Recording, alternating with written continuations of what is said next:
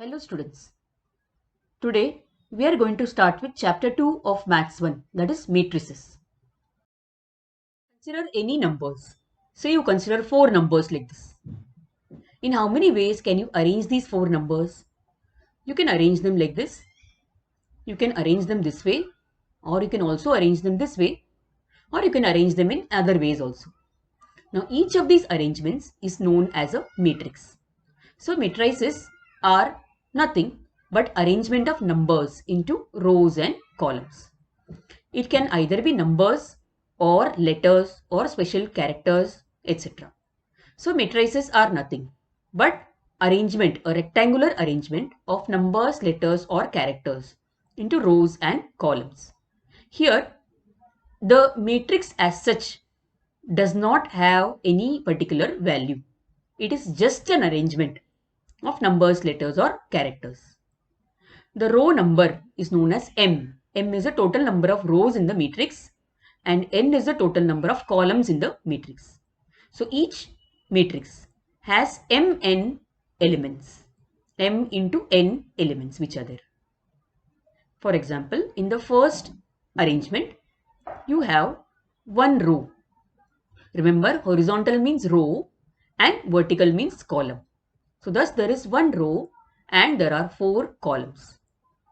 In the second one, there are 4 rows and 1 column. In the third one, you can see that there are 2 rows and 2 columns which are there. One more important thing to remember, always you enclose matrices in either square brackets or rounded brackets. Let us consider order of a matrix.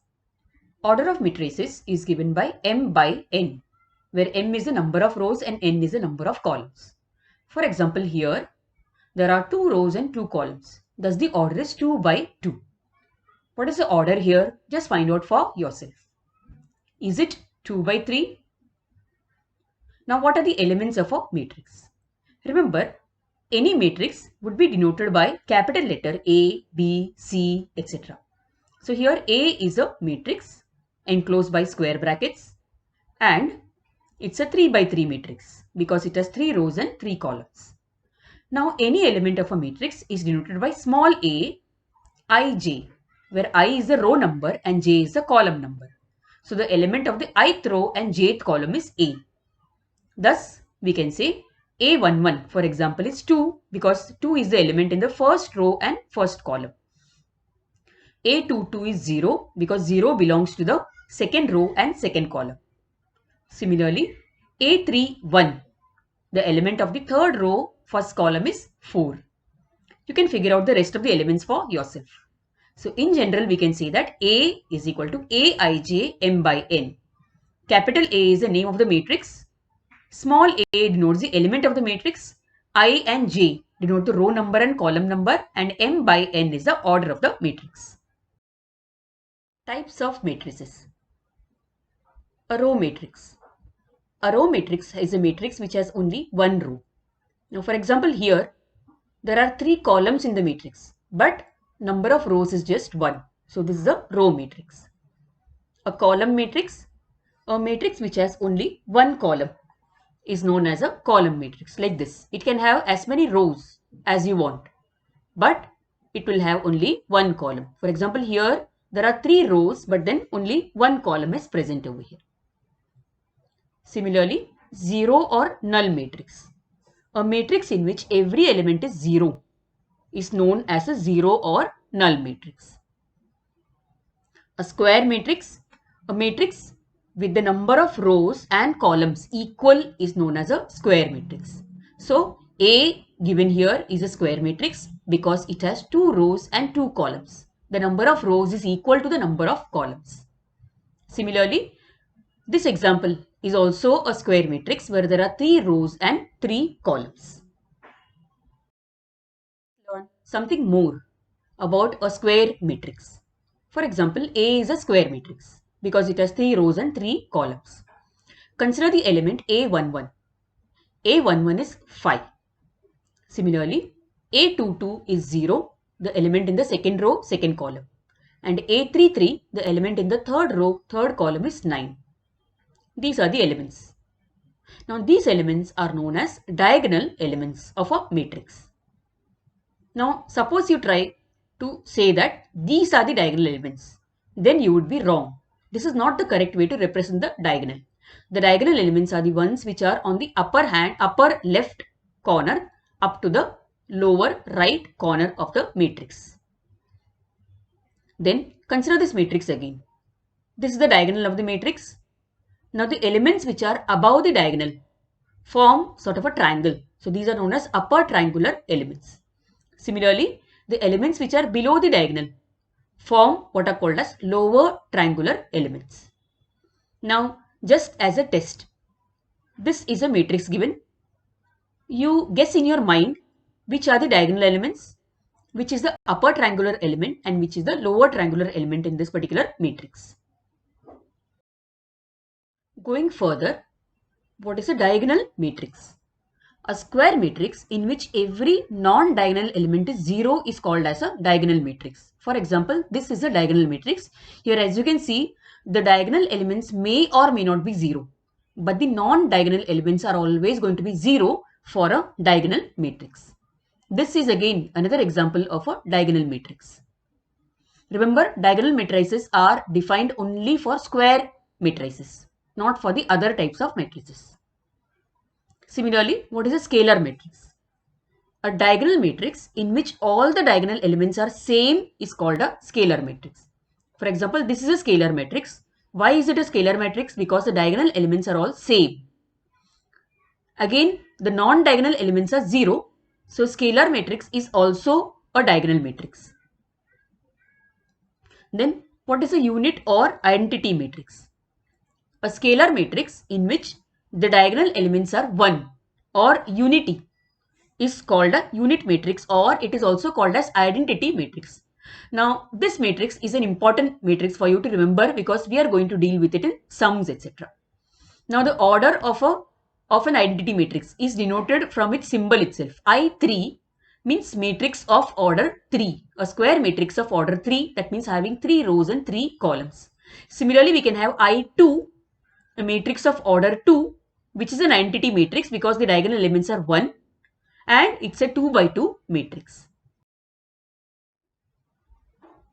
Then what is an upper triangular matrix? An upper triangular matrix is one in which every element below the diagonal is 0.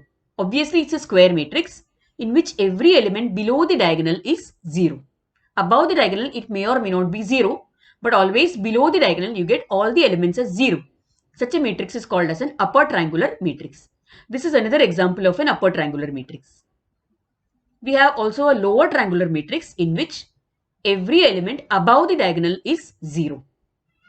Again, this is another example of a lower triangular matrix. What is the determinant of a matrix? Consider this matrix where B is a 2 by 2 matrix. B can be converted into a determinant by using the mod sign. Just replace the square brackets around the matrix with the mod sign. Then you get a determinant. Remember, matrices are only arrangement of numbers into rows and columns. They do not have any particular value. But last year you have learned how to solve a determinant and get its value. So a determinant can be evaluated, its value can be found out, but the value of a matrix is not there at all. We cannot find any value for a matrix. This is another example of a matrix which can be converted into a determinant. So any matrix, any square matrix can be converted into a determinant and then it can be solved and the value of the determinant can be obtained. Now what is a singular matrix? Suppose A is a matrix and mod A we convert it into a determinant. If we solve this determinant, you know how to solve a determinant. I did not tell you the rules for solving a determinant. It is solved like this. Suppose you get the value of the determinant as 0. Then you say that A is a singular matrix. Otherwise, A would be called as a non-singular matrix. Suppose mod A is not 0. Then A would be non-singular matrix. Students, remember this concept because we will be using it in some of the sums in the lesson. Exercise 2.1 of your textbook. we have the first question, that is construct a matrix A is equal to Aij 3 by 2. That means the matrix has 3 rows and 2 columns whose each element Aij is given by. Now they have given us a formula for finding Aij in each case. Now before going on to the sum, in general a matrix A is equal to Aij 3 by 2 can be constructed in this way, where A11 is the element in the first row, first column, A12 will be the element in the first row, second column, and so on and so forth. In the first case, the formula given for Aij is I minus j square upon phi minus I. Thus, A11. Now, substitute I as 1 and j as 1 in the formula. Thus, you get 1 minus 1 square upon phi minus 1. Look at the formula carefully. Check if you are understanding it out. The final answer comes out to be 0 after solving it. Similarly, A12. A12 I minus j means 1 minus 2 the whole square upon phi minus 1. Similarly, A21 you can find out for yourself. A22, A31 and A32. This is how we find the elements of the given matrix that is there. And thus, the final answer, that is, the required matrix is given by so.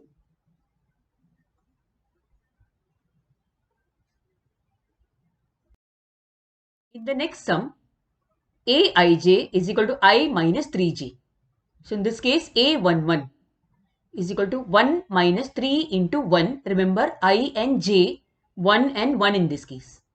Thus, we get 1 minus 3, which is minus 2. Similarly, A12, substituting I as 1 and j as 2 in the formula. A21, A22, A31 and A32. Thus, the required matrix we get as follows. The next sum, the same way you can do it as an assignment in your notebook. Now remember, the previous question can be asked in the exam for a total of 2 marks. Now this question, classify each of the following matrices, can also come for you, and if it comes, it will come for maximum 1 mark. The first one, as you can see over here, the elements which are below the diagonal are all 0. Thus, it's an upper triangular matrix. The second one, yes, it has only one column, so it's a column matrix. The third one, correct, it's a row matrix. The fourth one, it's a scalar matrix. Why? Because the diagonal elements are same here.